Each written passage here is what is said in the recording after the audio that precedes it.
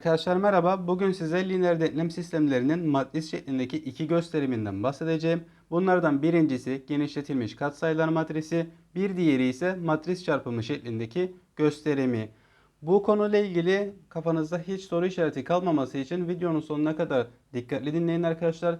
Bu konunun bütün detaylarını size birazdan kısa bir şekilde açıklayacağım. Öncelikle bu soruda bize verilen lineer denklem sistemi şu.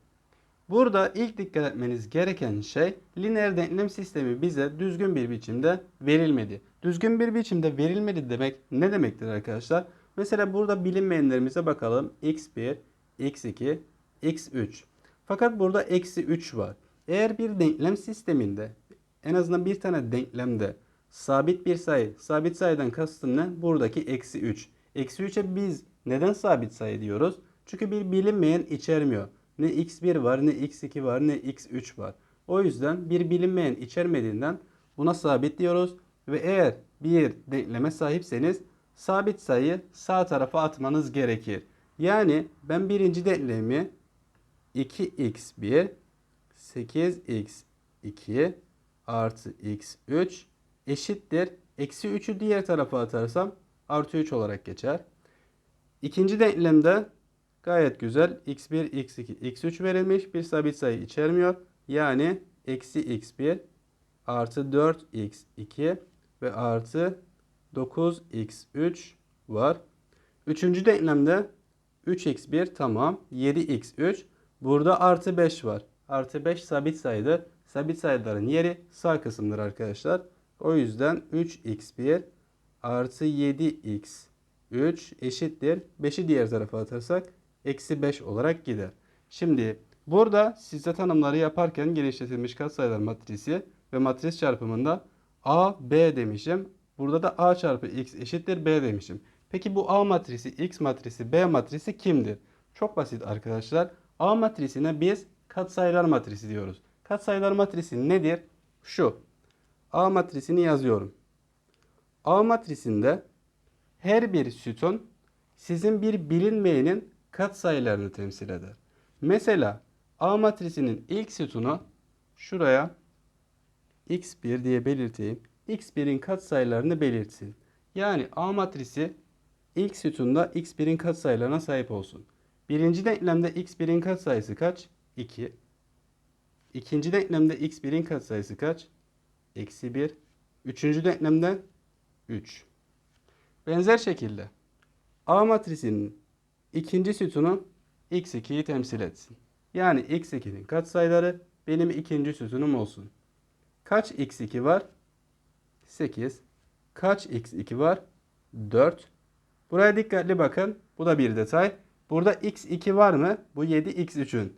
x2 var mı? Yok. Yani aslında matematiksel olarak 0 tane x2 var deriz. Bu önemli bir detay. x3'e bakalım arkadaşlar. x3'ün katsayılarını yazalım. Üçüncü sütun olarak. Bir tane x3 var. 9 tane x3 var. Ve kaç tane x3 var? 7. Evet. A matrisim tamamlandı. Şimdi buradaki detaylar şunlar arkadaşlar. Sizin kaç tane denkleminiz vardı? 3. Dikkat edin. A matrisi bu sebepten 3 tane satıra sahip. Ve aynı zamanda sizin kaç bilinmeyeniniz vardı? x1, x2, x3. Bilinmeyen sayısı kadar da sütununuz var. Yani siz bir lineer denklem sistemine sahipseniz geniş katsayılar matrisinizin kaç tane satırı, kaç tane sütunu olduğunu söyleyebilirsiniz. Benzer şekilde buradaki x nedir? Tahmin ettiğiniz üzere x zaten bilinmeyenler matrisidir arkadaşlar. Yani bilinmeyenlerimiz kimlerdi? x1, x2, x3. Ve son olarak B matrisi kim arkadaşlar? B matrisi de sağ taraftaki değerlerimiz. Şimdi ilk yaptığımız işlemi hatırlıyor musunuz? Sabit sayılarımızı diğer tarafa atmıştık. Bu bizim için çok önemli. Çünkü neden? B matrisi sağ taraftan oluşur. Sağ kısımda ne var? 3, 0, eksi 5. Yani B matrisimiz 3, 0 ve eksi 5 matrisidir arkadaşlar. Şimdi A matrisine sahibiz. X matrisine sahibiz. B matrisine sahibiz. Genişletilmiş katsayılar matrisi nedir? Bakın burada küçük bir ifadesini verdik. Bu ne demekti? Sol kısımda A varmış, sağ kısımda B varmış. Yani siz bunu sol kısmına A matrisini yazarsanız, hatırlarsanız ilk sütun nedir? 2, eksi 1, 3. İkinci sütun 8, 4, 0.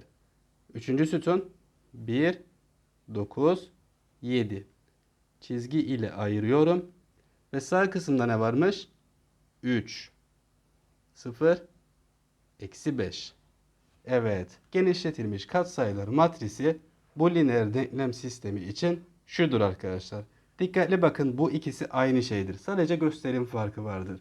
Bu denklemler olarak verilmiştir. Bu matrisler olarak verilmiştir. Buradan buna gelmeniz basit. Ama genelde unutulan şey şudur arkadaşlar.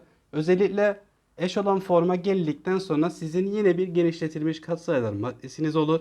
Ve o genişletilmiş katsayılar matrisi bir lineer denklem sistemidir arkadaşlar. Yani siz bir matrise sahipseniz buradan lineer denklem sistemine dönmeyi bilmeniz gerekir. Nasıl bilmeniz gerekir? Hatırlarsanız A matrisinde ben ilk sütunumu x1, ikinciyi x2, üçüncüyü de x3 olarak temsil etmiştim.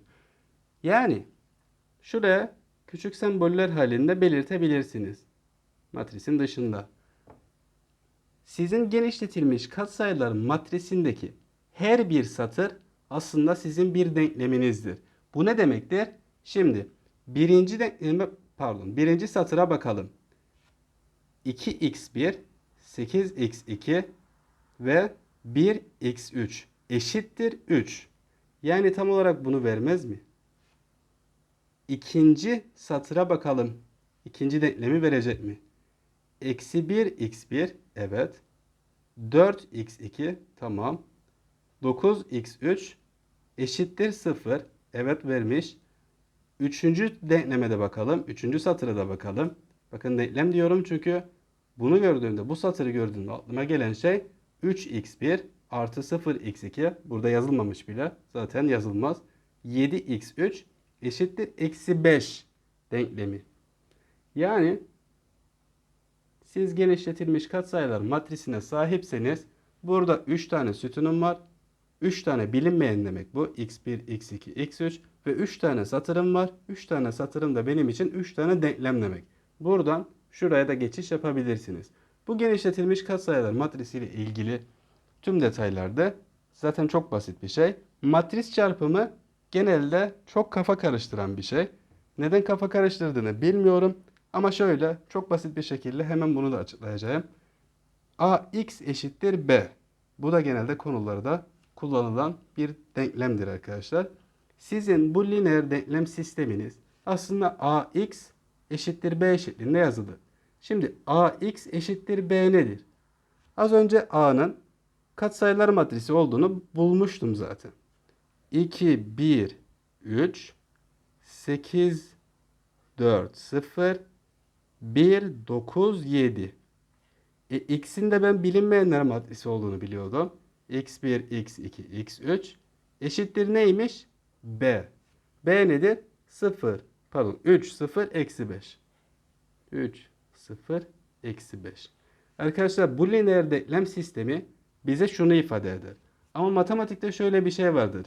Bunun ax eşittir b olduğunu göremiyorsanız ax eşittir b'nin bu ifade olduğunu görmeniz lazım. Yani matematikte doğrudan bir şeye erişemiyorsanız tersten düşünmeniz de güzel bir taktiktir. Düz olarak anlayamazsanız soruya tersten bakarsınız. Sorunun çözümüne baktığınız zaman tersten gitmeye çalışın. Bu neden böyledir diye bakacağıma ben ax eşittir b neden bir lineer denklem sistemini ifade eder? Şunu size açıklayacağım. Ax eşittir b tanımını yazdık. Tamam, a çarpı x matris çarpımı varmış. Sağ tarafta da b var. Öncelikle a'nın boyutu kaç? 3'e 3'lük bir matris. X 3'e 1'lik bir matris. Yani çarpılabilir mi? Evet, 3 eşittir 3 çarpılabilir. Ve hatta çıkacak olan sonuç 3'e 1'lik bir matrismiş. Zaten çıkacak olan sonuç sağ taraftan belliydi. Sağ kısımdan 3'e birlik bir matrisimiz var. Bu çarpma işlemini yapalım arkadaşlar. Bu çarpma işlemi nasıl yapılırdı? Matrislerde çarpma işlemi. 3'e birlik bir matris geleceğini ben biliyorum. Yani 3'e birlik matris nedir? 3 satır 1 sütun. O halde ben bu çarpma işleminde birinci satır birinci sütunu nasıl bulurum? Birinci satır ile birinci sütunu çarparsam dikkat edin ne gelir? 2x1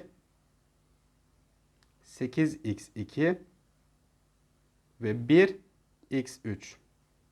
x3 olarak yazdım. İkinci satır birinci sütunu bulayım.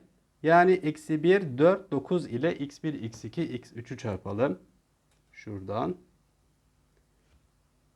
Ne gelecek? Eksi 1, x1, 4, x2 ve 9, x3 gelecek değil mi?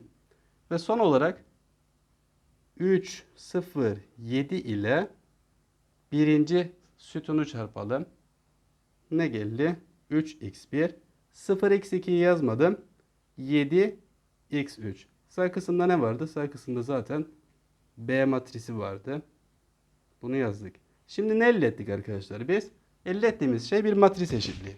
Matris eşitliğine sahipseniz bu ne anlama gelir? Matrislerde eşitlik söz konusuysa bütün değerlerinizin, bütün elemanlarınızın birbirlerine eşit olması lazım. Şimdi ilk elemana bakalım. Birinci satır birinci sütunda neyimiz var? Şu ifade. Bunun 3'e eşit olması lazım. Çünkü matris bize eşittir diyor. Yazarsak bunu 2x1 artı 8x2 artı x3 eşittir kaçmış? 3. Peki ikinci satıra bakalım. Bunların da eşit olması lazım. Şu ifade ile şu ifade eşit. Yazarsak eksi x1 artı 4x2 artı 9x3 eşittir 0. Ve son olarak arkadaşlar üçüncü satırın da eşit olması lazım. Üçüncü satır birinci sütun. 3x1 artı 7x3'ün eksi 5'e eşit olması lazım. Ve ne geldi arkadaşlar? Dikkatli bakın.